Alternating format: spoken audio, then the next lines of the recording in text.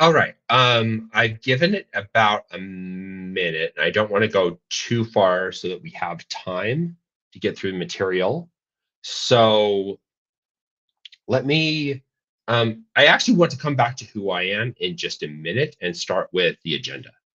Um, so how is this all going to work? How do our office hours work? And I'm really appreciative for the people who are here. This is a bit of an experiment. This is our first time running office hours. And we intend to do this. Right now, we have it scheduled for every other month. We might schedule more as it is useful for people. So how do our office hours work? Um, I'm going to go through the whole process um, and kind of the rules and things to know first. But overall, what you can expect is that the first portion of the time will be dedicated towards housekeeping, figuring out how we're going to run things. You know, sometimes I might not be running the office hours, and I'll introduce myself in just a moment. Someone else might be, and so depending on who they are. So the first 5 minutes is for that. The next 25 minutes, there'll be some sort of exercise that people can do together. I will let you know that today's exercise will involve the Claude Code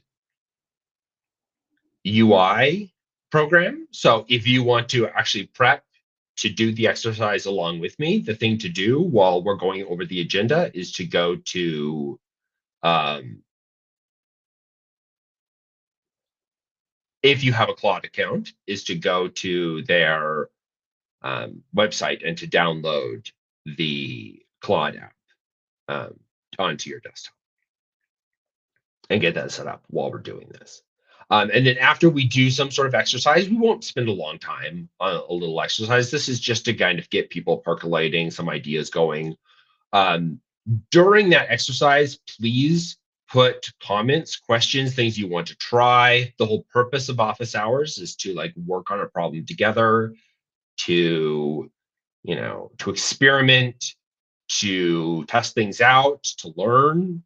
Um, Put all of your ideas, questions, comments, things you'd like to try together, any of those things. If you're trying to make it work and it's not working for you for some reason, um, all of those things can go there. And during that piece, we'll have a discussion, right? Or, even if you want someone else in the comments to hop on and help you out afterwards, that would be a really good place to connect with other people who are in the session and, who could potentially, do a one-on-one with you.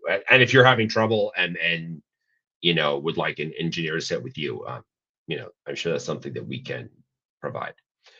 So after we do that, maybe 10 minutes, 15 minutes, we'll see. I only want the session to run an hour um, total. And then we'll switch it over to general, right? Like we asked in the invite, bring your general problems and your general like what are you working on? What are the things that you're struggling with? And then that will be really the time for that.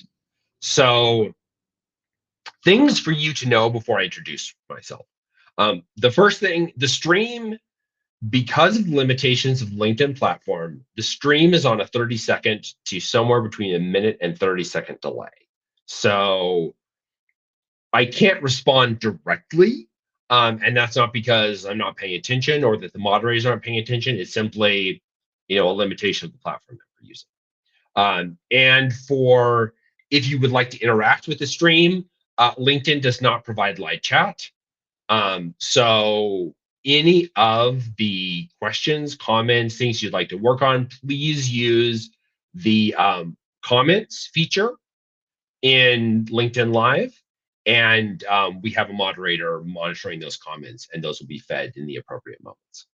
And this session, we'll see how many of those, there are. It might be a smaller session as we're just getting our office hours off the ground. For questions that are separate, like that are not necessarily either for smaller questions that are attached to the material that we're presenting or smaller questions that are just about engineering in general, a project you're working on, we'll take those as part of the session um, that we're handling, right? So as part of that 10 minutes, or even as part of either of the 10-minute pieces. Larger questions. Let's say you ask, we have a giant project and we're trying to do this X and Y and Z, and we're running into serious problems with X and Y dependencies. That might not be something we can really handle in the scope of an office hours. So what we'll do is we'll handle it two ways. One, I'll reach out separately for a one-on-one to get you able to talk to someone. And the second thing is that we, depending on the nature of the question, if it's a big question and really worth diving into, we'll bucket a period of time for it in one of our office hours to really dive into what's an interesting engineering question. All right, so who am I? And I'm going to hopefully do this really fast, and then we can swap over to the material. So I'm the CEO of Akindoro Software. Since 2015, we've been providing custom software services for scientific enterprise. These are hard, difficult problems. And so we've really found that working with customers and working with people trying to solve problems is the best way to make progress. And so that's partially why we're kicking off this office hour series, to have more opportunities to interact with people's problems and to directly solve them. All right, so I am going to switch over now to the material, and we'll work on that for just a moment. And as we work on that material together, let's then post questions, comments, things you'd like to try, things you'd like to look at, and we'll do all of that. This session won't run that long, and it's not going to be that in-depth. All right, so I'm going to switch what I'm sharing to end this. Just give me 1 second. And all right, you should now see Claude and Morgan, who is our moderator. Let me know if for any reason things are not working correctly, and I will make sure to get that fixed. Okay, so what are we going to do today? Today's session is about prototyping and ways to make prototyping better. And the reason why I want to spend some time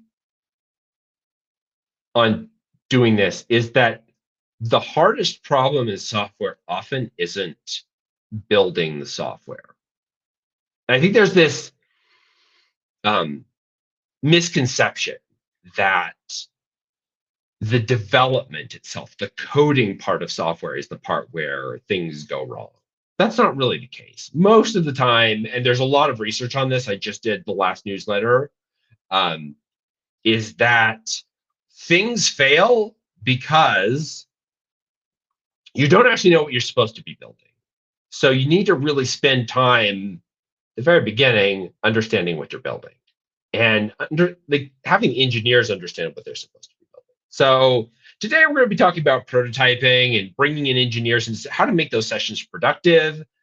Things you can do to really make it so everyone isn't looking at a giant sheet of requirements and zoning out and completely unable to make sense of it. So, and generative AI is really good for this, not because it writes better requirements or anything, but because it allows for live interactivity with people in a much more efficient way. So what we're going to do is we are going to build today a little prototype. And I'm going to kind of walk you through the process of building this prototype. And then we're going to, meddle on that prototype together. And I'll walk you through the process of why to do prototyping this way and how to help the people that you're working with really engage with the prototype and engage with what they want to do. So the first thing to do is to get a list of requirements, right? Claude, most of these software engineering systems, they mimic engineers, and engineers love requirements. So what we're going to do is we're going to create a company called RNA Co. And RNA Co. wants a research support application. And we're going to have this company have three desires for their application. That the application will allow the user to curate searches from literature sources, that you can download abstracts and papers into a database, and that the user can ask questions of the database and search. And this first step, what we're trying to do is just get the list of requirements, right? And so in your sessions that you're running, it's really good to both work tightly on the user requirements. Like this is going to be a little bit sloppy today. We're going to be going a little bit fast, but that's okay, because this isn't a real session where we're running this pretty fast. And the moderator will actually put this exact um, uh, text of this prompt into the comments so that you can use it if you're interested in, and to test out with me. So we'll put this in to Claude, and it will spit out requirements. And the reason that I like to do what GenAI gives you in these moments is that it gives you the opportunity to do this live with people. And that live interaction with the people that you're working with really helps to review and to change and to fix, right? Requirements are best done collaboratively in a way that everyone is fully engaged and talking and working together and thinking. The worst thing um, that you can do um, in any sort of requirements review is to make it brainless, make it mindless, make it so that people don't have to pay attention. So yes, so Claude is working, it's working its magic on this document. So that's the first step. So we'll let it continue to work its magic. And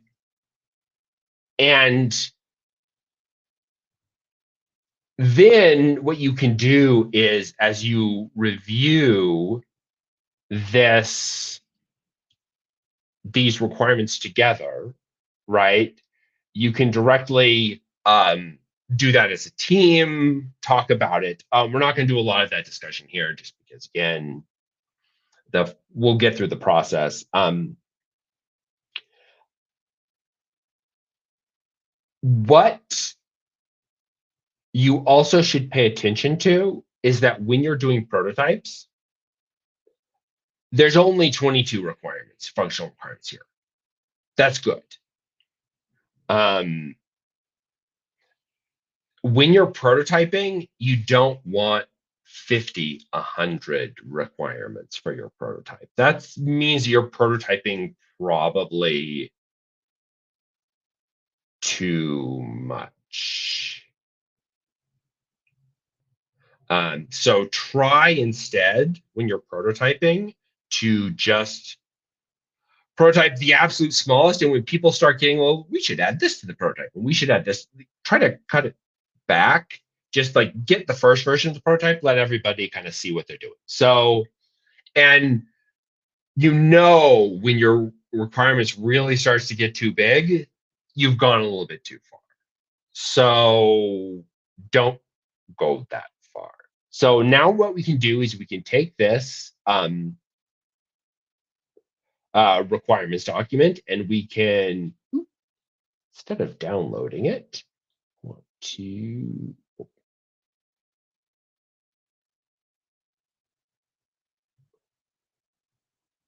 Let me push this to the project. Hold on for 1 second.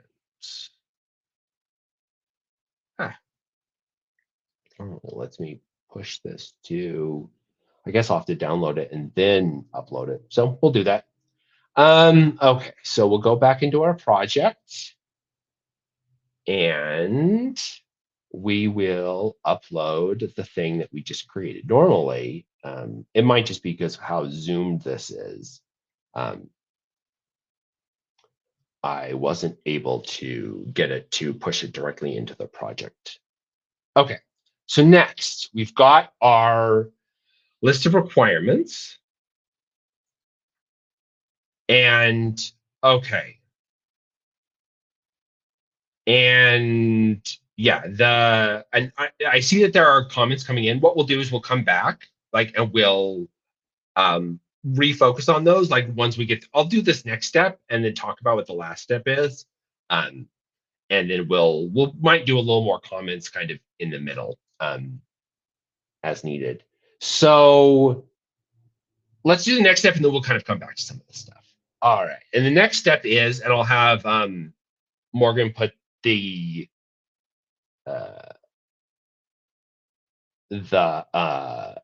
prompt for this into the comments. Functional requirements. I just have to fill in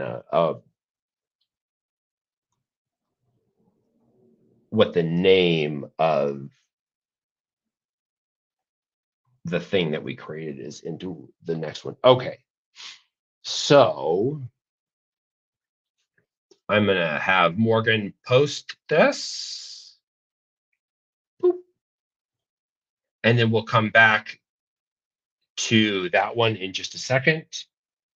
And this now we'll take the requirements and we will make the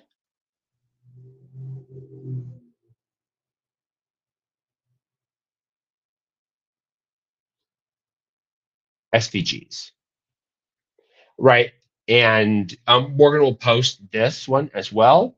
The key thing about this one, okay, hold on. I just got a request for, yes, I left off the user requirements because often people want to put in their own, but I will put that so that Morgan can put that in there and try it out. Okay, so feel free to post that into the other comments, Morgan. And then for this one, we're going to run these SVGs. Now, why am I going to have the system spit out SVGs and not like a live prototype? The reason is that SVGs are easier to iterate on. And not only that, SVGs you can put into a whole lot of other design software. They're portable.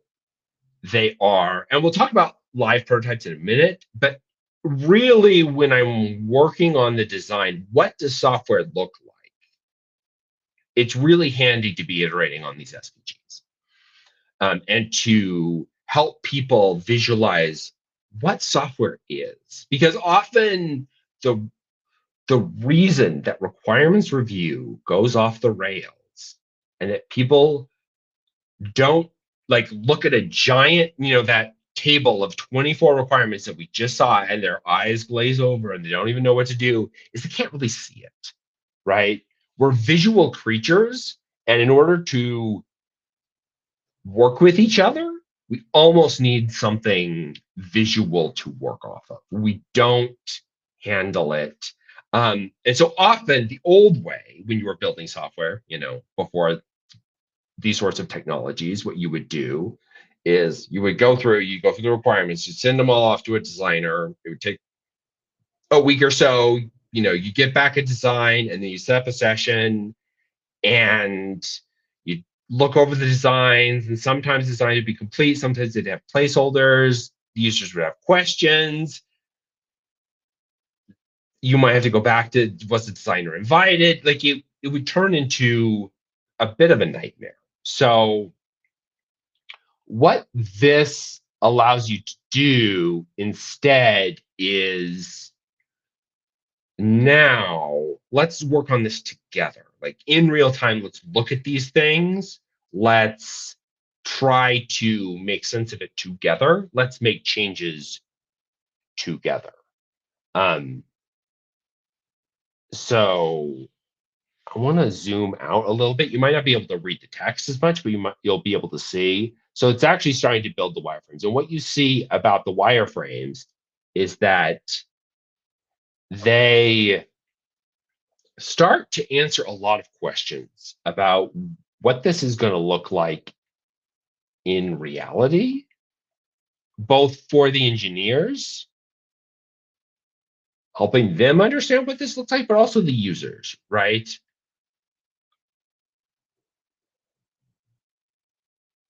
What is it going to look like? And that's very helpful. And not only that, like after this finishes up, we can even ask it to change the wireframes. Um, and that is helpful as well. And what I often like to do, how I run these sessions, is I'll generate the wireframes. I might even pre-generate the wireframes beforehand, and then I will take each wireframe into a separate session and work on it separately than all of the others, right? Specifically. So I won't work on them as a group because that's even too hard. I will say, okay, we're going to take this first screen. Tell me what needs to change. We'll pull up, because each of these is now SVG and each of them is a text document. You can get those various, you can request all of the SVGs in, and then take each of those documents individually in Claude sessions, one-on-one, and interrogate each one and change each one. Very, very helpful. Because even now, if I said I want to change the fifth, well, I mean, we'll do it right here. We'll say I want to change the fifth one um, to do something like once it's finished, producing all the SVGs.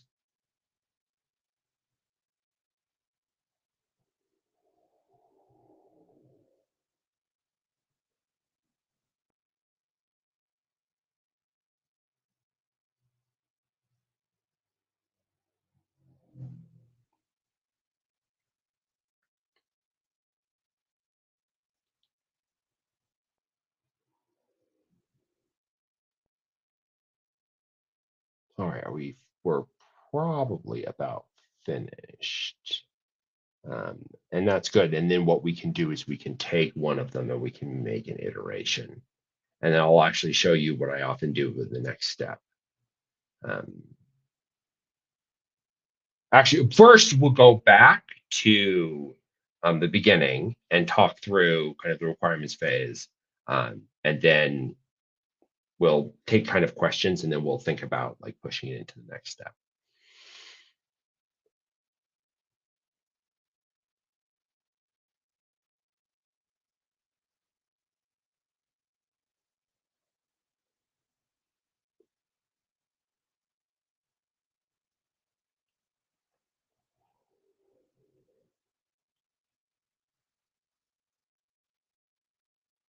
Okay.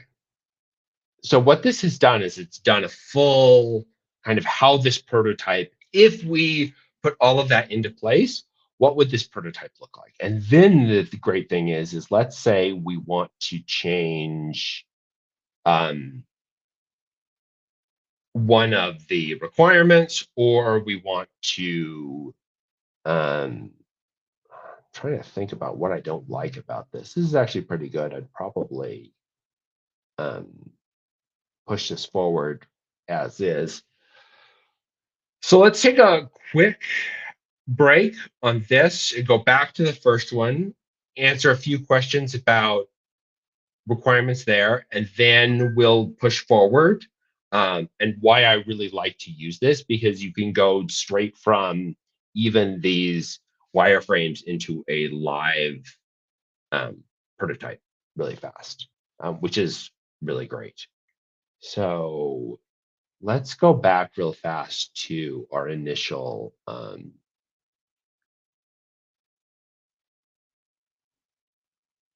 request to generate the requirements and talk about, oh, oops, one, which was 17 hours SVG. Huh. Where did that end up in? Oh, I wonder if that chat ended up in a, hold on for 5 moments. I am going to pause my sharing for just a moment. And I am going to find exactly where that was. Yeah, for whatever reason, this didn't end up into a project. That's why it wasn't doing, I couldn't upload into a project. I'm making some mistakes. Let me share again. Back in Claude. Okay, all right. So we're back in the requirements. And the reason I wanted to come back to this was I wanted to talk about a few of these questions regarding user requirements. Normally, when I would be doing this sort of work, we'd spend some real time on the user requirements beforehand, and we didn't here. We might even hook them up. If you notice the functional requirements document that it generated, it just pulled each of those user requirement. Normally we'd want to have a whole process where we really dive into each user requirement. We figure it out, we'd have, I mean, a prototype, again, no more than 5, right? Keep it really simple, 5, maybe 6, like super simple app, right? So that when you're thinking about functional requirements and you're expanding this out and you're reviewing them together for a prototype, remember, this is not for a full application. Keep it easy. Don't make your life miserable. Especially with a prototype. So this is not coding, this is not coding a final product. This is just making sure everybody wants what ultimately ends up getting built. And so are there any other questions? Like I'll look down the side, but if there's any other questions about requirements, and then we'll talk for a second about what you can do with this. Oop, I went into my copywriter instead of my requirements. Okay. Seeing how the marketing sausage is made. The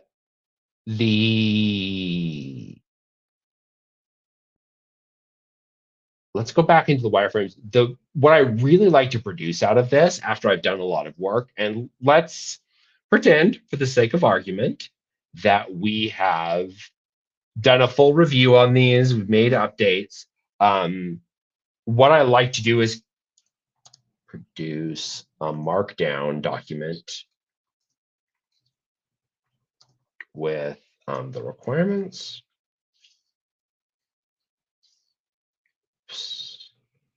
And SVGs included.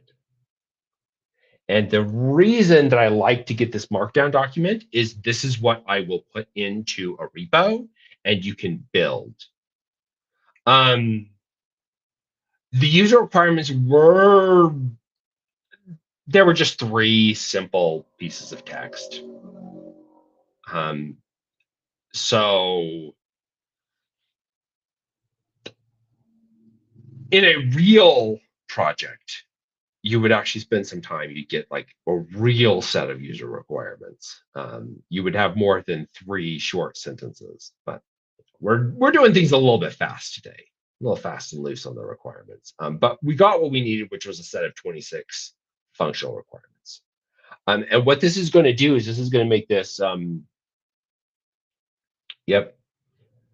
this beautiful document. And what we can do with this, I'll show you in just a second, is where some of the magic starts, to get these interactive sort of demos that people love and can really help. Um, okay. So the user, if you go back and if you go back to that prompt, I will go take a look. I'll show you what I did in that prompt in just a second. Like once it finishes this, I don't want it to cut it off. It might not finish.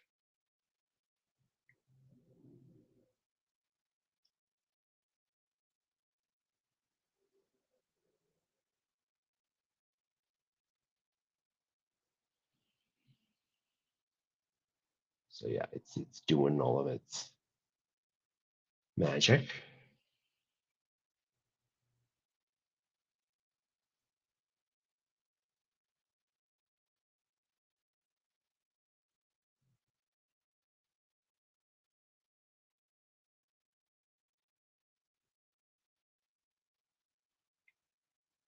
Okay, so we're still on 3, so we've got a little bit of a ways to go. So um, I'll start answering these questions, and then we'll come back and I'll actually show you. So I left the user requirements piece off in the prompt that Morgan initially posted because I assumed that people would want to try this with their own. But I included it in the one that we'll take a look at in just a second. So uh, yeah.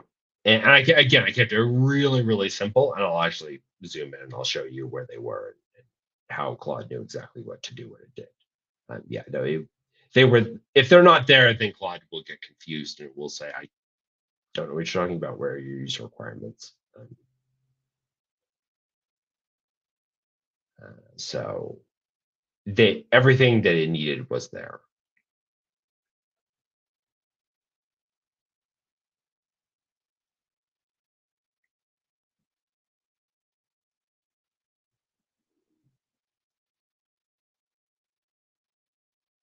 Well, and the nice thing about, at least about seeing how long this takes, is like we're doing a full app prototype, and um, everything, and not that, we're having kind of a lunch together and we're doing all of the work required to. Okay, I'm going to download this. RNA wireframes, save. Okay, sweet. So I got that, and I'll show you what to do with this, all of the results of this in just a second, and something really cool that you can do. So we'll go back to that chat. Um, and hold on for just 1 second. I kind of have to swap things around. And then if it would have been in the project, I wouldn't have to go through all this rigmarole, but problems with. Okay, so if you look in the, well, somehow I ended up in the wrong one. Projects. This one. Okay.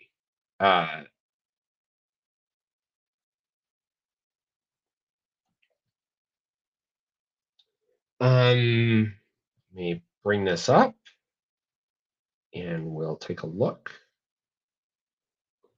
So if you look, I actually had in my prompt a little section on the user requirements. Oh, yeah, projects. Projects are amazing. So I like when I'm working on one of these requirements things to do it all within the scope of a project. Like that's one of the things that Claude has been better than the other systems for quite a while is on its ability to put a whole bunch of documents together and then operate on those documents together, like hold them. So what you can do is you can create, so often I'll create the user requirements document, I'll iterate on it, I'll push that into the project, and then I'll move on to the functional requirements. I'll work on that, I'll iterate it. That series of 5 um, uh, SVGs, the next step, I would actually ask Claude to break that into 5 different SVG documents. I'd push each of those 5 into the project, and then I would start a chat on each of them with the team to review one at a time and say, this one, what are we doing? This one, what are we doing? This one, what? And then at the very end, you can even go into it and say, okay, now build the full Markdown. So I am going to show you what I'm going to put up. Give me 5 seconds. I'm going to copy this whole thing into because the thing that you ultimately want to come out of all of this work is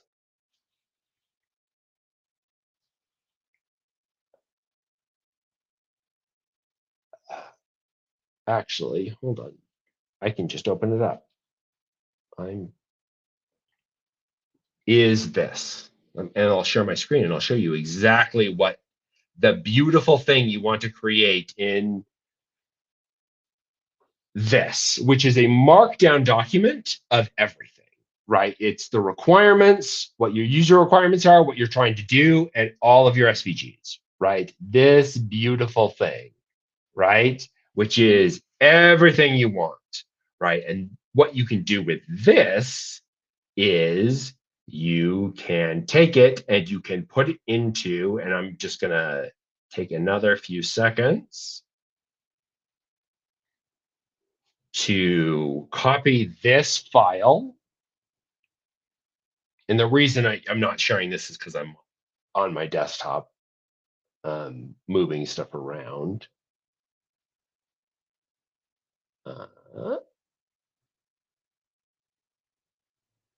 Though I'll share what I've done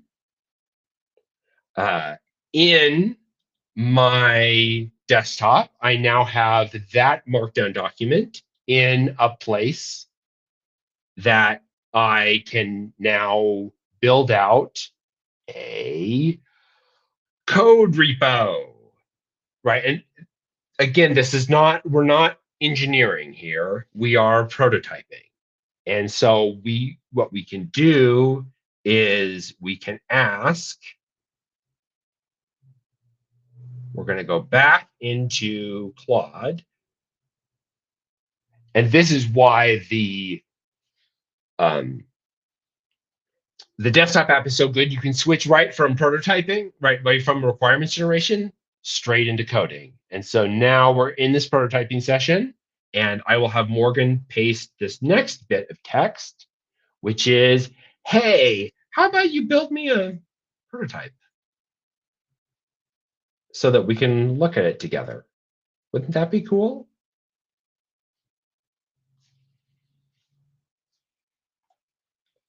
Ooh. Document, I didn't update my document called, what is the document called? I think it's called RNA wireframes.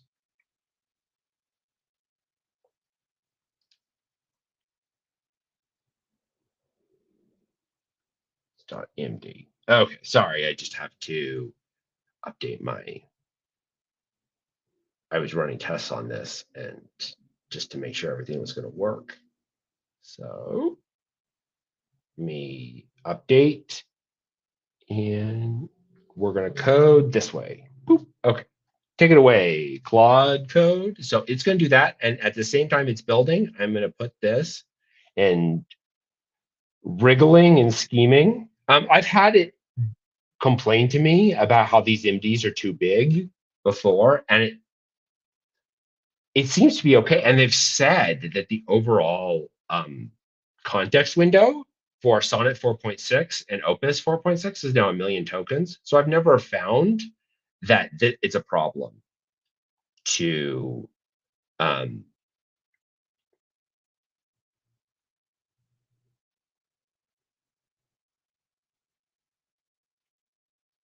to do this. So this is actually going to take a hot second. So while it's frolicking, if there are any other questions that we can take on things to try, maybe the other we can take those while it's doing its business, because this will take probably just a couple of minutes, and that's where we'll end our little office hours session.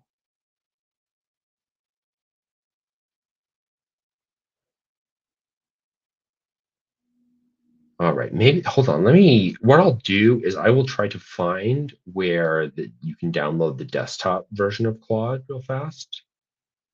And so, yeah, so you can ask questions and maybe I will attempt to find that at the exact same moment.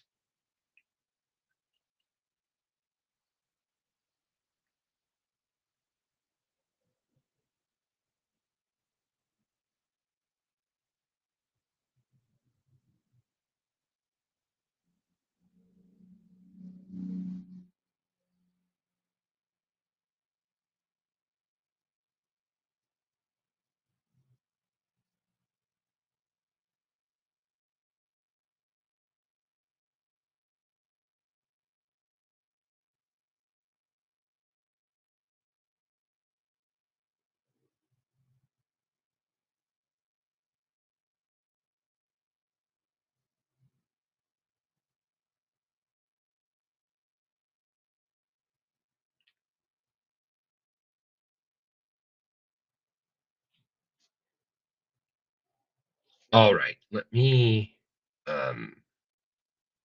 I found what I'm looking for, so I'm going to switch windows to it.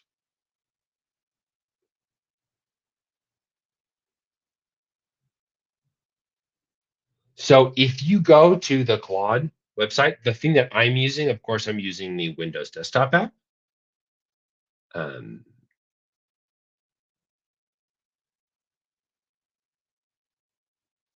Oh, that's good to know. I haven't tried that. That's a really good tip from Lane on directly having it find the wireframes. And why I like to run these sessions collaboratively so we can all talk together about what's best to do. So yeah, I'm using the desktop app. Obviously, I'm not an engineer. Um, I so strategies for determining a line in the sand when you are done with prototyping. Prototyping is done when people get excited enough that it gets a real budget. When usually you're still in the prototyping stage because nobody wants to pay for it yet. The minute everyone is excited enough that that changes, then it's time to tell people, now we have to do this for real. Now we can't. Now we can't just be vibe coding our way to success. We actually have to care what it is. We have to care how it works. We have to care if it's going to be done the right way. All right, let me. Oh, it's done. Okay, it's done cooking. So let's go back to see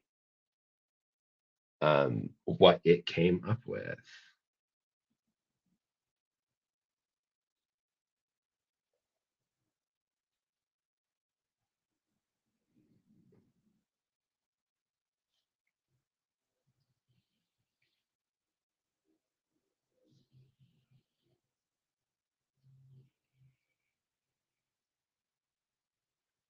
Okay, and especially right, the thing that really matters. Sorry, I was working to pull this up, and we'll take a look at the live prototype in just a second. The reason that it's really important to draw a line in the sand is security.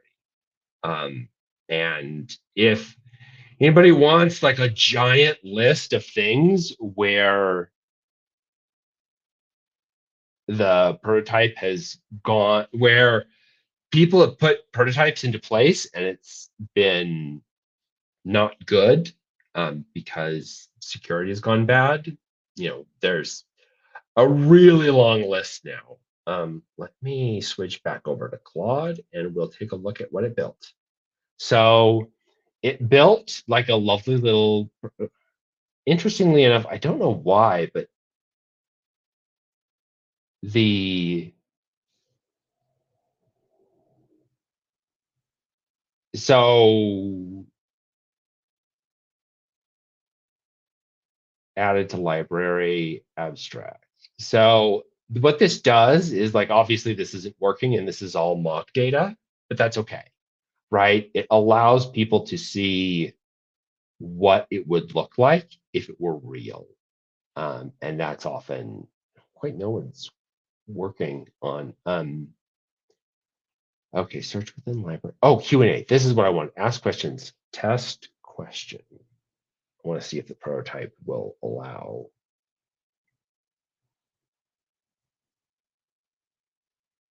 Oh, I mean, obviously, right, it made up its own question. Um, but we're great. So um,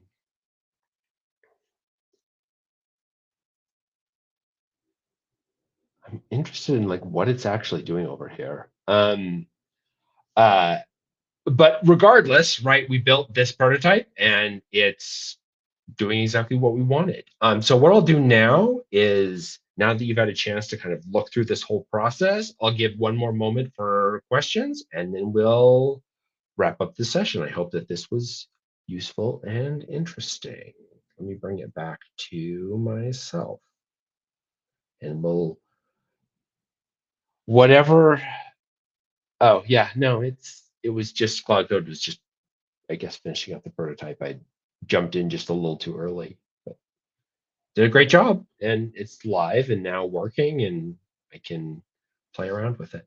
Well, and more importantly, play around with it in a session with a lot of people and gain feedback before you know, instead of spending 100 hours or a week putting something together, you spent a lunch break, everybody looks at it, says they don't like it, or says, it's not going to be that you, or says it's going to be great, let's go out and get a budget for it. You can do that quickly instead of have those conversations take forever and ever. Okay, I'm going to give because there's a delay. I'll give another minute or so for questions, and then we'll wrap up. And I'm really appreciative for everyone who could be here today and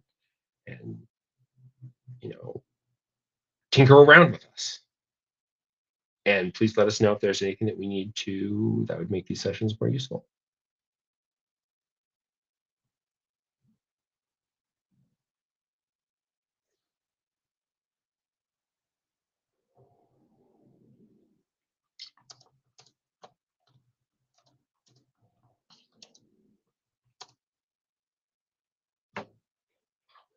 Oh, good. More questions. Do prototype move to the next phase? New core arise to where we feel like the core.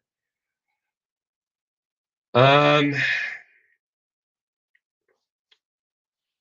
okay, so let me read the question and then I will answer. So this one, when you do a prototype and then you move to the next phase, a bunch of new problems happen.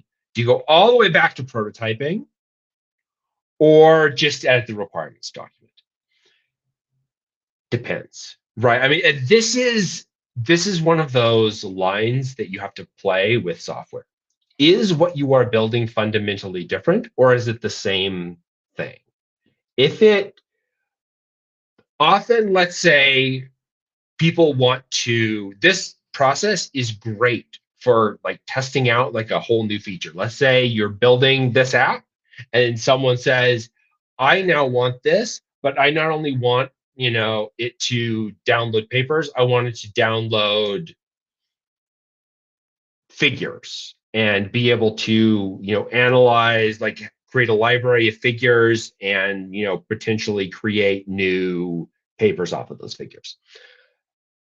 that might be a really good opportunity to do a prototyping session, to sit down and, this whole process that we've used, you can ask the software to take screenshots, turn it into a live, let's do some prototyping. Let's see if this thing that you think you want, you actually want it. So that's one thing, especially for like a really tough new feature and you're really unsure if the users want it. If it's just as simple as, we need to take this, but add this, a button to a screen, I usually will just update requirements. Even once you push the requirement, once you push the app from a prototype into a real thing, you kind of need to move out of this sort of stuff and like actually start, managing the requirement sheets, tracking effort, all those sorts of things that we're not doing right now. But yeah, especially when people start asking for things and you're like, do you really want it? Are you sure? That's the minute, like, are you sure? Kind of comes into your head. That's a good time to like sit down with people at lunch and do a quick and dirty something and say, do you really want this? Because sometimes the answer is no, actually we could live without it. Don't worry about it. So, okay. Any other questions? I think we're good. If I see no other questions in the come up within the next little while, we will wrap for today.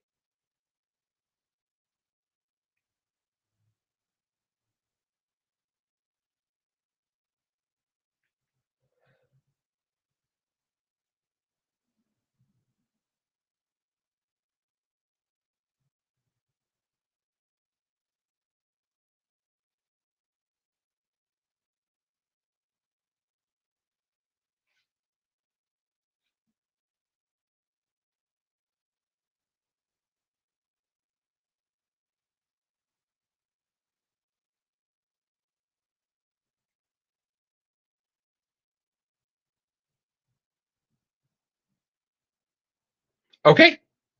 Thank you so much, everyone, for participating, and we will do office hours again in 2 months, if not sooner. We'll see. Thanks so much.